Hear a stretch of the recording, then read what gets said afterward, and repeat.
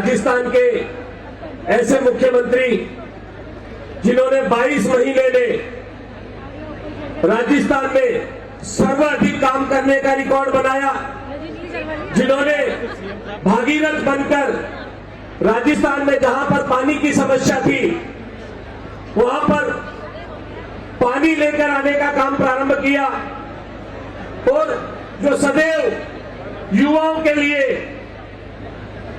चाहे कितनी भी व्यस्तता हो वो अपना समय निकालकर हमारे बीच में आते हैं। मैं आमंत्रित कर रहा हूं माननीय यशस्वी मुख्यमंत्री भजन लाल शर्मा जी को, वो आए और हम सबका मार्गदर्शन करें। एक बार जोरदार तालियों के साथ भजन लाल शर्मा जिंदाबाद, भजन लाल शर्मा जिंदाबाद, भारत माता की। एक बार रुकना रे विनोद।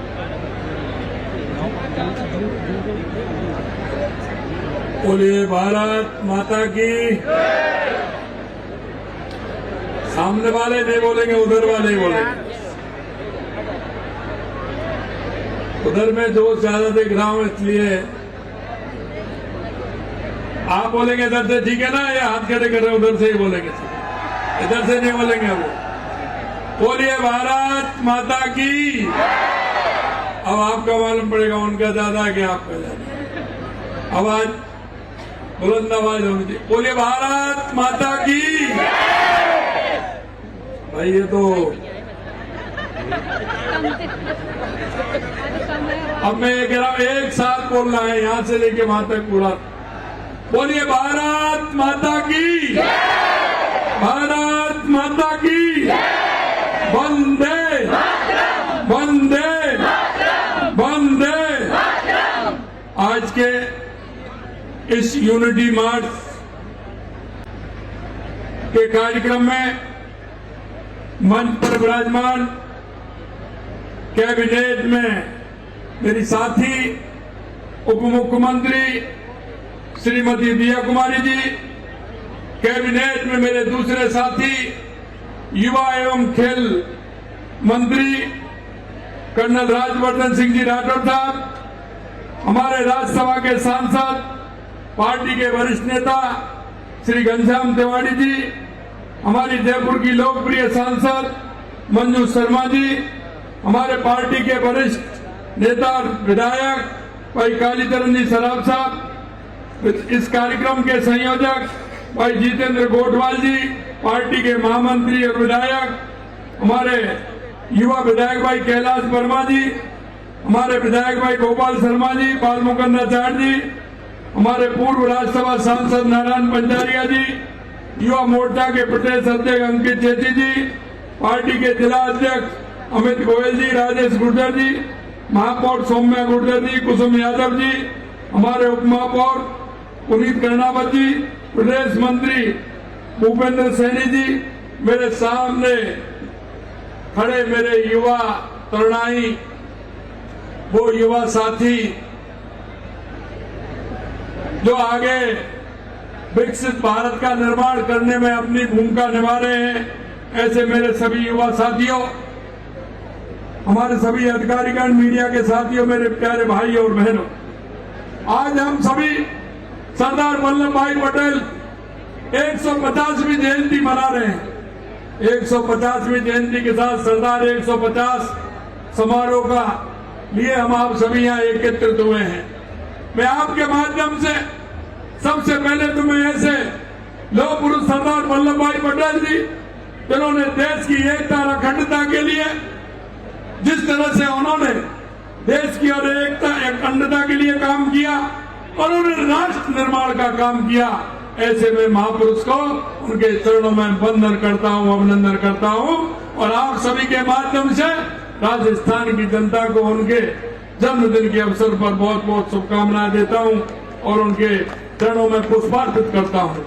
मित्रों, वो आधुनिक भारत के शिल्पकार, उन्होंने जिस तरह से बिखरे हुए भारत के टुकड़ों को जोड़कर एक सशक्त राष्ट्र बनाने में निर्माण दिया। मित्रों, आजादी के बाद हमारा देश विभिन्न रियासतों में बटा हुआ था।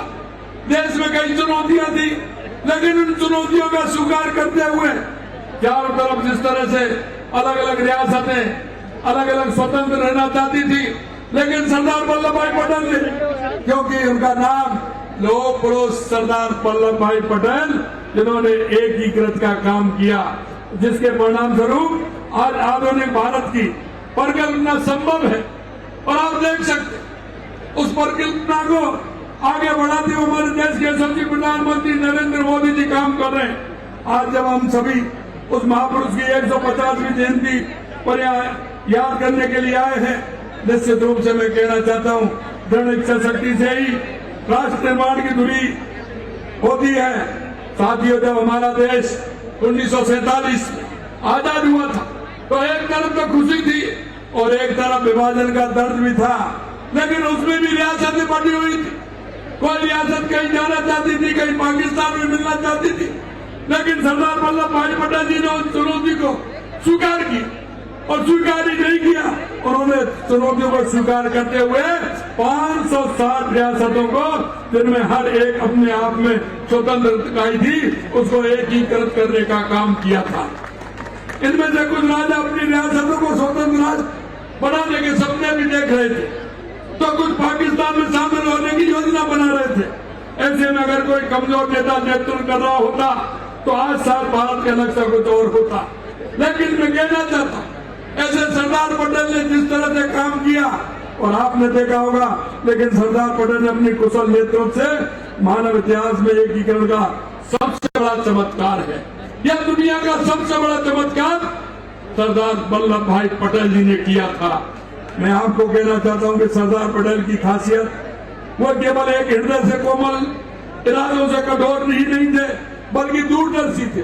और उन्होंने रियासतों को, राजाओं को समझाया कि एक संगठित रहेंगे, संयुक्त भारत में ही उनका और उनकी प्रजा का भविष्य सुरक्षित है।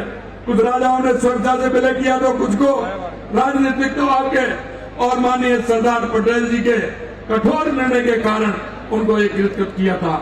जूनागढ़ के नवाब पाकिस्तान में शामिल होना चाहते थे, लेकिन जबकि वो स्वतंत्र भारत के साथ रहना, वहां की जनता स्वतंत्र भारत के साथ रहना चाहती थी, जिसके कारण वो नवाब वहां की हिंदू आबादी पर अत्याचार कर रहा था। सरदार पटेल ही थे जिन्होंने उसको एक साथ करके उनको भारत में मिलाने का काम किया।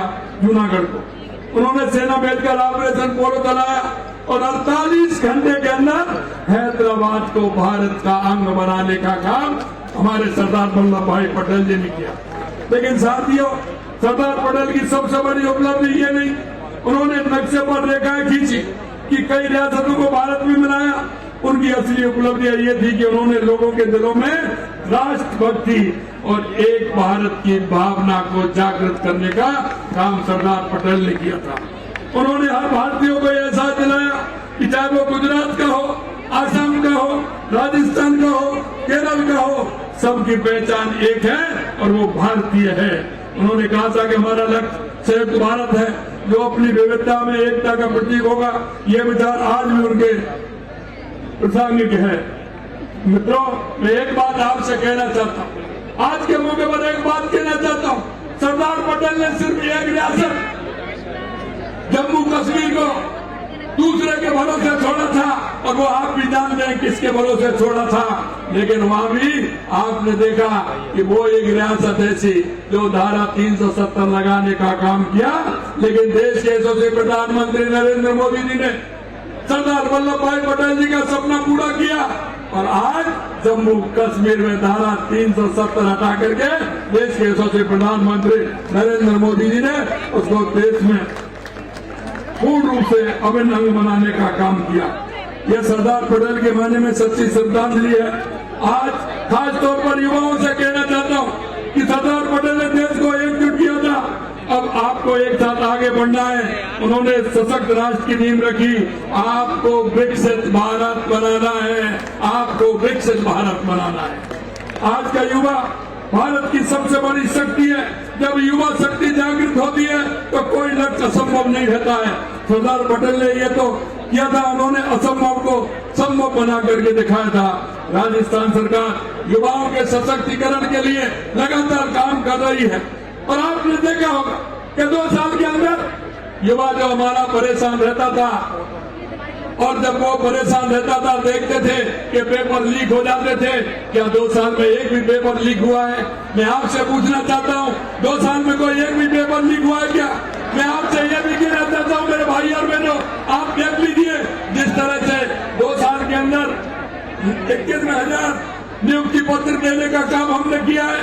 1.5 लाख हमारी भर्ती प्रक्रिया चल रही है, लगातार विज्ञप्ति निकल रही है, कैलेंडर भी हमने निकाल करके दिया है। युवाओं हम विश्वास दिलाते हैं आपको, सरकारी नौकरी भी देंगे, प्राइवेट सेक्टर में भी नौकरी देंगे, राजस्थान के अंदर भी नौकरी देंगे। आपको चिंता करने की जरूरत नहीं है। हमारे राजस्थान को सशक्त बनाना है, भारत को सशक्त बनाना है, हमें नई ऊंचाइयों को छूना है। और हमारे जो स्वामी विवेकानंद ने कहा था कि उठो जागो और इस देश दुनिया पर छा जाओ, ये समय आ गया है। आपसे मैं इतना ही कहना चाहता हूँ कि आप पूरी ताकत के साथ काम करिए, पढ़िए मन लगा करके। हमारी सरकार पूर्ण रूप से युवाओं के साथ है। अंत में इतना कहना चाहता हूँ कि आज के युवा राष्ट्र का निर्माण ताकि भूमिका निभा सकता है, जिम्मेदारी पूरी ईमानदारी से निभाना है। आज राष्ट्रीय पखवाड़े के तहत एकता दौड़ का आयोजन कर रहे हैं, तो ये सिर्फ एक दौड़ नहीं है, ये एक संदेश है, एक संकल्प है।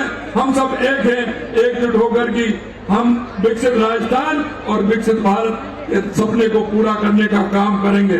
जैसे सरदार पटेल ने 560 रियासतों को एक सूत्र में पिरोया, वैसे ही हम आप सबको मिलकर समाज की हर दरार को पाटना है।